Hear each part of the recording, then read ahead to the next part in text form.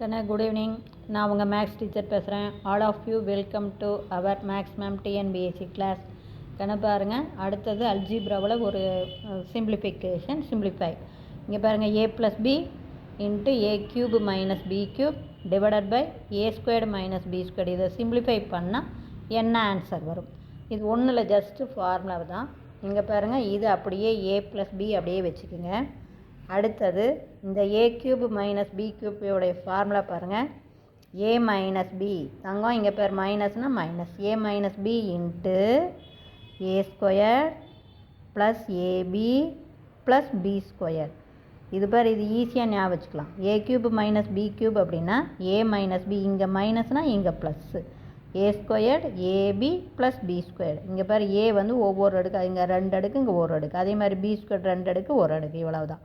Divided by a² - b² factorise பண்ணால் நமக்கு factorise பண்ணால் a - b into a plus b.